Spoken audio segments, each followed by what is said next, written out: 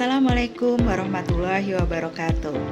Hai Sobat Sehat, bertemu lagi dengan Ima Ansari, mahasiswa Mars UMY Angkatan 21. Kali ini kita akan membahas mengenai pengelolaan limbah rumah sakit yang sesuai dengan konsep Green Hospital. Apa yang dimaksud dengan Green Hospital? Rumah sakit hijau? Atau maksudnya rumah sakit yang mempunyai cat warna hijau? Bukan ya dek ya. Jadi Green Hospital artinya adalah rumah sakit yang ramah lingkungan. Rumah sakit itu didesain, dibangun, dioperasikan, dipelihara dengan mempertimbangkan prinsip kesehatan dan lingkungan yang berkelanjutan, sehingga dampak negatif terhadap lingkungan dapat berkurang.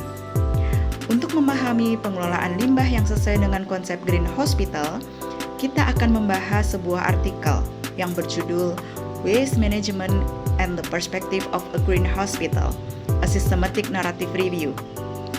Artikel ini terbit pada tahun 2022 di International Journal of Environmental Research and Public Health yang terindeks Scopus Q2.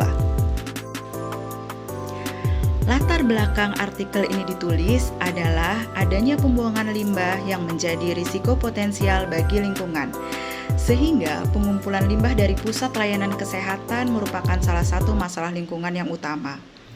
WHO melaporkan masalah yang paling umum terkait dengan limbah layanan kesehatan adalah ketidaktahuan tentang bahaya kesehatan yang terkait dengan limbah. Kemudian pelatihan yang tidak memadai dalam pengelolaan limbah secara tepat, kurangnya sistem pengelolaan limbah dan pembuangan limbah, sumber daya ekonomi dan manusia yang tidak memadai, dan kurangnya perhatian yang diberikan pada masalah limbah kesehatan. Tujuan penulisan artikel yaitu untuk meninjau secara sistematis pengalaman yang diperoleh dalam pengelolaan limbah nosokomial terkait dengan pengelolaan limbah layanan kesehatan. Metode yang digunakan adalah Systematic Narrative Review pada Scopus, Medline atau PubMed, dan database pengetahuan isi web antara 1 Januari 2020 hingga 30 April 2022. Kata kunci berikut digunakan dalam pencarian, yaitu Green Hospital dan Waste atau limbah. Kriteria inklusi adalah studi secara full text berbahasa Inggris. Hasilnya, sebanyak 19 studi memenuhi syarat dan dapat dianalisis. Bahkan salah satu artikel berasal dari Indonesia loh. Jadi, kamar operasi dan ruang prosedur menghasilkan sampah dalam jumlah yang besar, yaitu sekitar 30-70% dari semua limbah perawatan kesehatan. Untuk mengurangi limbah di ruang operasi dapat melibatkan staf medis dan residen, yaitu dengan pemilahan sampah yang tepat, pengalihan plastik pra-insisi dari sampah untuk didaur ulang, dan pengorganisasian untuk pemilahan daur ulang tambahan. Intervensi ini membuat limbah medis berkurang hingga 26 ton per bulan. Pendekatan ramah lingkungan yang minim biaya, yaitu dengan melakukan audit limbah berkala. Penggunaan kertas dapat dikurangi dengan cara digitalisasi, penggunaan perangkat hanya ketika diperlukan, mengurangi kesalahan klasifikasi limbah, meningkatkan daur ulang kertas dan bahan kemasan plastik, mempromosikan praktik ramah melalui pelatihan pekerja layanan kesehatan dan kolaborasi multidisiplin untuk menghijaukan rumah sakit. Pandemi COVID-19 memperlambat proses penghijauan rumah sakit. Lonjakan kebutuhan masker N95, APD, dan alat medis sekali pakai menghasilkan limbah dalam jumlah yang besar. Jadi artikel ini mencatat bahwa hanya dalam 6 bulan pertama pandemi di Amerika Serikat, lebih dari 37 juta kilogram limbah dihasilkan hanya dari pemakaian masker saja.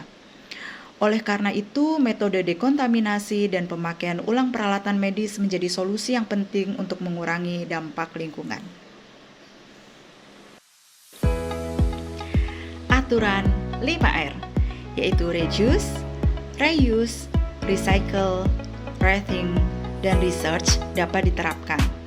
Reduce mengurangi atau meminimalkan produksi limbah. Reuse menggunakan kembali, yaitu mengoptimalkan alat yang bisa dipakai ulang. Recycle Daur ulang, meningkatkan pemilahan limbah yang bisa didaur ulang. Rethink, yaitu memikirkan ulang, yaitu dengan meninjau ulang proses agar lebih ramah lingkungan.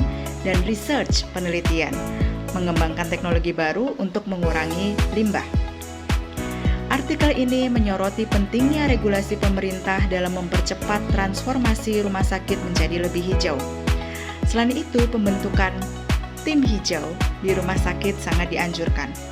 Tim ini bertugas meningkatkan kesadaran, memperbaiki perilaku, dan memfasilitasi inisiatif ramah lingkungan mulai dari manajemen, farmasi, hingga layanan kebersihan. Kesimpulannya, untuk mewujudkan rumah sakit hijau atau green hospital, pendekatan multifaktor dan bertahap sangat dibutuhkan. Jangka pendek, rumah sakit harus mengidentifikasi jenis dan jumlah limbah serta metode pembuangan yang tepat. Jangka menengah, pembentukan tim khusus ramah lingkungan menjadi kunci untuk menggerakkan inisiatif gerakan Green Hospital. Jangka panjang, pengelolaan limbah harus menjadi bagian dari target strategis manajemen rumah sakit. Selain aspek lingkungan, artikel ini juga menyoroti manfaat ekonomi dari pengelolaan limbah yang dapat menghemat hingga ribuan dolar per tahun.